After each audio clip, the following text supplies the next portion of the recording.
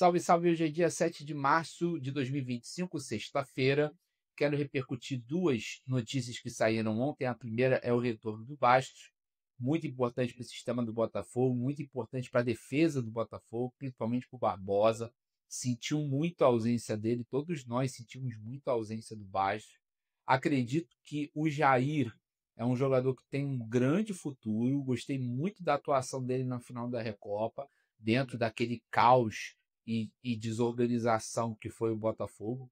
Eu acho que ele mostrou muita personalidade e até segurança, mesmo jogando tão exposto, mas é fundamental o retorno do Bastos para dar aquela amarrada, para deixar a defesa mais segura e estável. O Jair vai ter suas chances, com certeza. O Bastos é um jogador com mais de 30 anos, em alguns momentos não vai ter condições, enfim, mas acho que o retorno dele foi fundamental. E uma outra coisa que me deixou um pouco intrigado foi a ausência do Luiz Henrique na convocação do Dorival Júnior. Eu confesso que a ausência do Igor Jesus era bem esperada. Eu nem imaginava que ele fosse convocado, porque o início do ano dele é ruim, assim como o início de ano de todo o Botafogo. E é óbvio que o centroavante é um dos caras que mais sente. E se você não tem um time azeitado, a bola não chega, ou chega sempre quadrada. Várias vezes a gente viu o Igor Jesus recebendo a bola na ponta. E aí ele não estava na área para finalizar, né? Ele recebia a bola, ele abria para receber a bola, e aí depois não tinha um centroavante na área. Isso mostra claramente a falta de conjunto desse atual time do Botafogo, pelo menos nesse início de ano, coisa que a gente espera que seja superada com esse tempo de treinamento que o novo treinador terá. Agora, o Luiz Henrique, se você colocar numa escala da seleção, ele estava à frente do Estevão. Ele teve muito mais minutagem do que o Estevão. E agora o Estevão é convocado e o Luiz Henrique não. Por mais que a gente saiba que o Estevão tem jogado muito bem, principalmente nos últimos jogos, né? Porque o início de temporada dele também foi meio devagar. Os últimos jogos ele tem jogado muita bola, decidido. Ninguém está discutindo aqui a qualidade, ninguém está dizendo que ele não teria que ser convocado.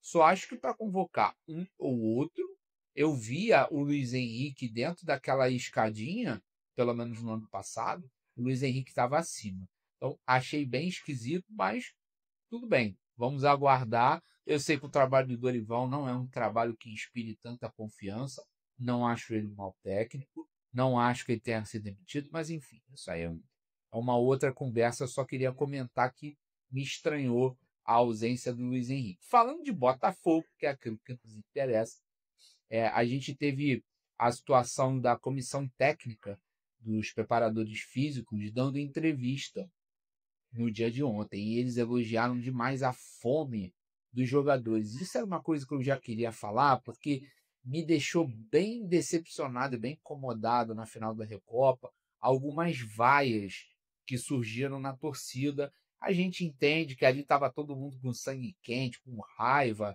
vendo uma atuação desastrosa, uma final, tudo bem.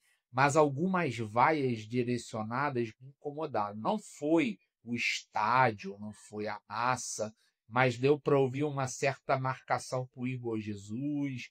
E assim, cara, eu acho isso temerário. Vaiar jogadores do Botafogo menos de 3 meses após eles terem ganho o título da Libertadores e o título do Brasileiro, eu acho algo assim absurdo e inaceitável. A gente viu o CEO do Fortaleza, Marcelo Paes, dar uma entrevista, não, se eu não me engano, foi anteontem, não foi nem ontem, falando do arrependimento dele de ter negociado o Júnior Santos. E ele menciona que o principal motivo foi a falta de clima para o Júnior Santos jogar, porque ele era vaiado no aquecimento.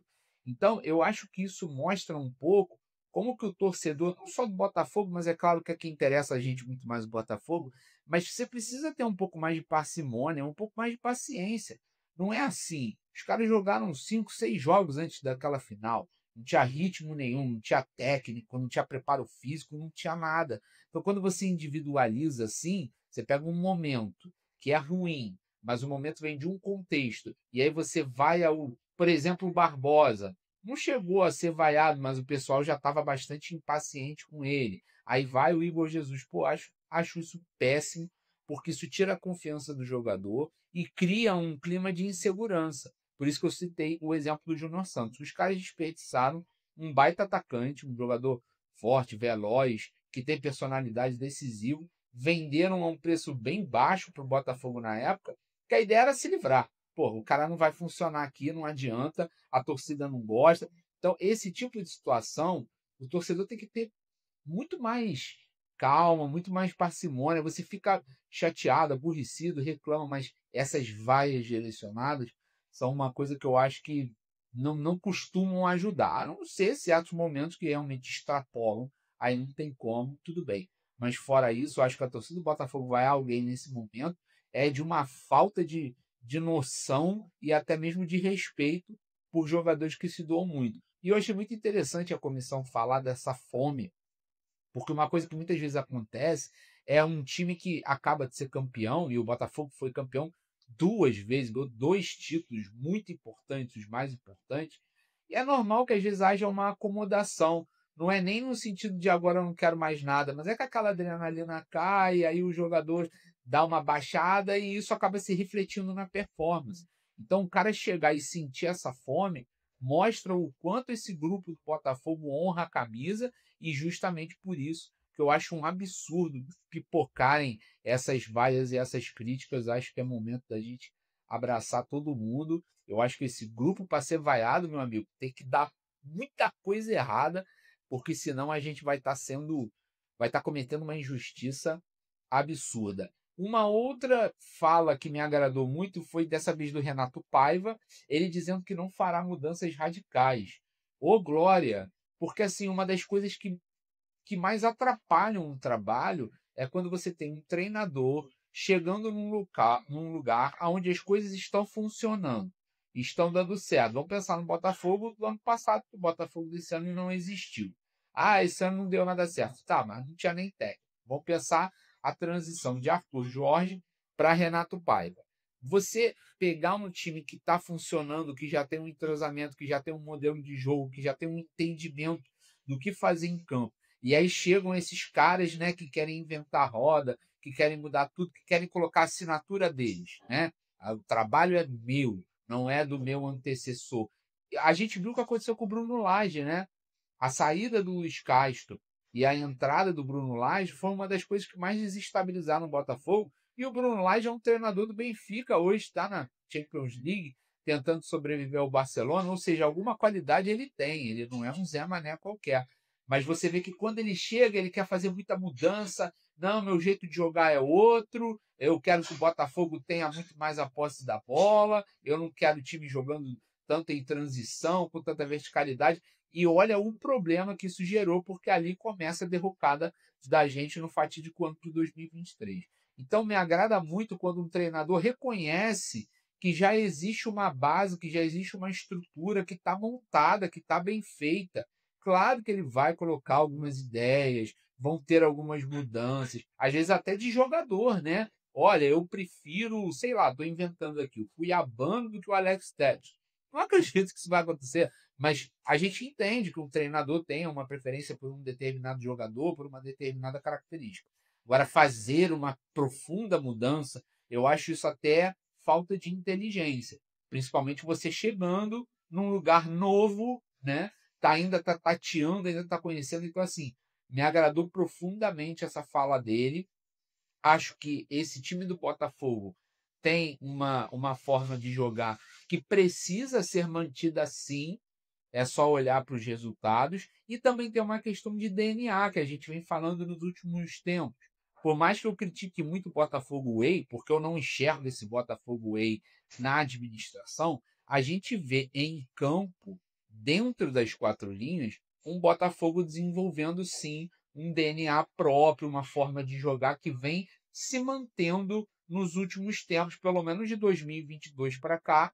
A gente vê isso aparecendo com uma certa frequência, uma mudança aqui, outra ali. Então, gosto muito da ideia dele de não fazer grandes mudanças. Continuo sendo um crítico ferrenho de Renato Paiva, sem ele nem ter estreado, e não é nada contra ele, já falei isso, mas muito mais pela incoerência na escolha.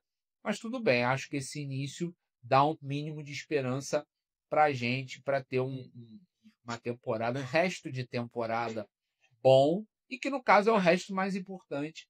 Convenhamos, a gente ficou muito chateado com esses primeiros resultados, mas é óbvio que se o Botafogo fizer um ótimo Campeonato Brasileiro, uma ótima Libertadores, um ótimo Super Mundial, a gente vai terminar o ano muito mais feliz, muito mais felizes, muito mais satisfeitos. Não gosto dele não ter nenhum jogo antes da estreia do Campeonato Brasileiro.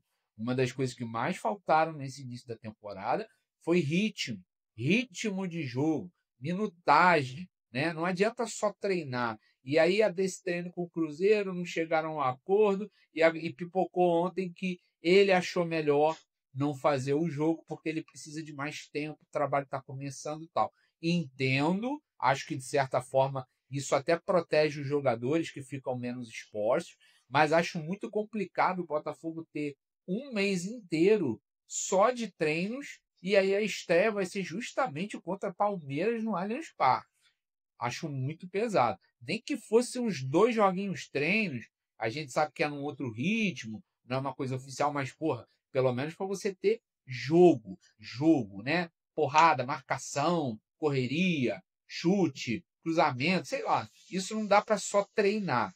Essa é a forma que eu vejo, mas eu também entendo e respeito a ideia de não realizar nenhum jogo nesse momento para dar tempo de trabalho para o Renato Paiva conseguir arrumar a casa. Continuamos torcendo. Ótimo fim de semana para todo mundo e até!